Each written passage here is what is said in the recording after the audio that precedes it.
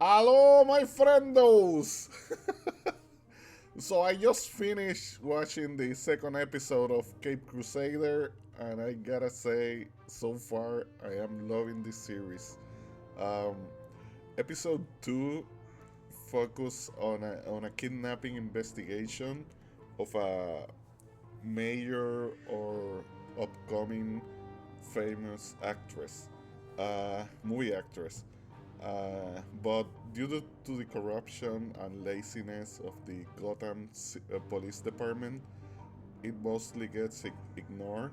Uh, and if not for the efforts of the character, Detective Rene Montoya, uh, which she's like the kind of character that is like a young, new detective to the force, with principles in a world of corruption and of course like misogyny, while the which makes sense for the show's setting. Uh, um, while the date of the show hasn't really been specifically set, there's obvious hints and clues that this of the setting. I mean, there's obvious hints in the setting, story, dialogue, fashion, and technology. Um, Usually, the writers make Gotham being the perpetual like 40s, 50s gothic stone and aesthetics, and in this show, this is portrayed more prominently because, well, in part because my guess is that it takes place in the late 40s after the World War II, based on the references from the characters that talk about about celebrities of the era, fashion, and the technologies that are shown on it.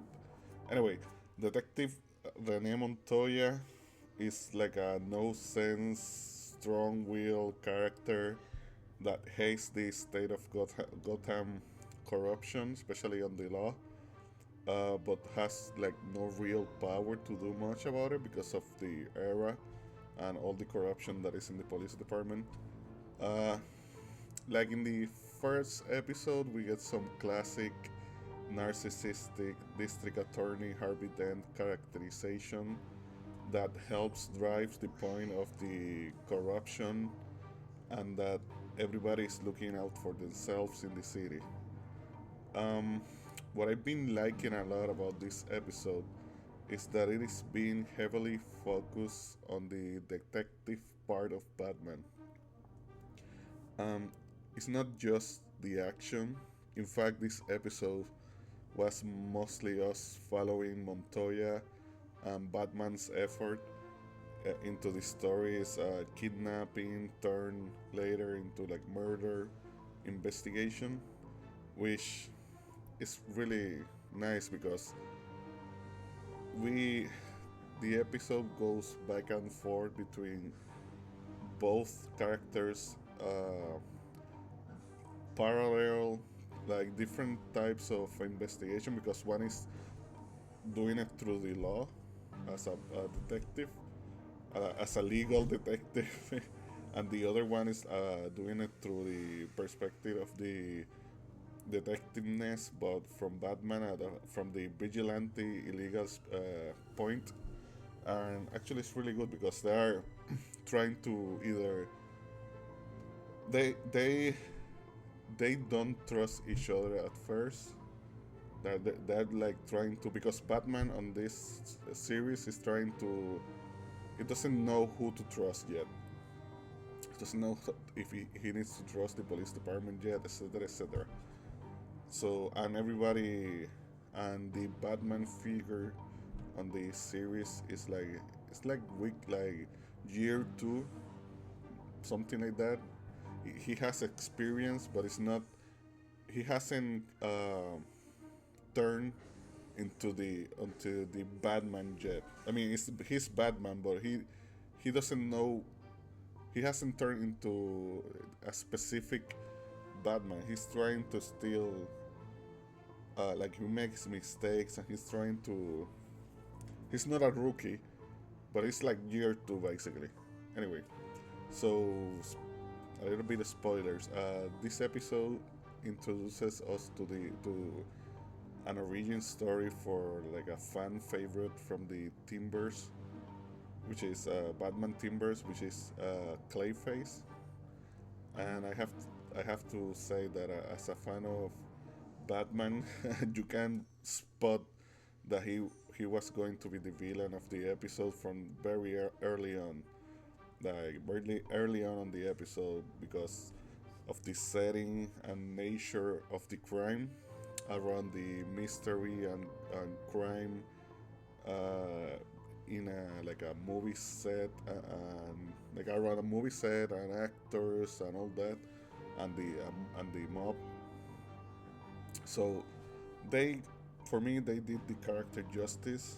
Uh, no super nuance or deconstructing of the villain. Just like clear motivations that you sympathize at first, but quickly turns into like a classic villains, delusions, tragedy, uh, revenge, and descent into evil, which I love because not everything needs to be like a deconstruction or very nuanced. It's like sometimes there's like enjoyment and art in the simple like okay, this character is just evil or he turned bad because he had a bad day and he just wants revenge and that's it. There's no anything more nuance about it. It's like he's petty or he's delusional or he's jealous. Like it's more like he's a crime of passion that he goes. In fact, it's partly because he was in love also with the with the main actress. So anyway, one of the things that I like is that the action sequences that come from in the series so far they are more organically in the story with more real purpose. And after all, we need to have those action sequences because this is still a Batman story, right? The Batman character, but they come like they're not like you can tell it's a more for a more mature audience, and you don't have the producers like in WB telling the writers, okay, they need to have an action sequence here because of the kids or whatever. Honestly, it honors more the pulp hero genre, like Chester Gold's Dick Tracy and Johnston's Macaulay Sorrow, with the Batman's more gritty tones, obviously. There's even like a very classic homage, like sword fighting scene between Batman and Clayface in the backdrop of a movie set that was just like short, sweet, and perfect. And it was really good, well made because it's actually a homage from uh, Clayface's first appearance in the comic books. Like I was looking at it, and it was like I think it's issue 40.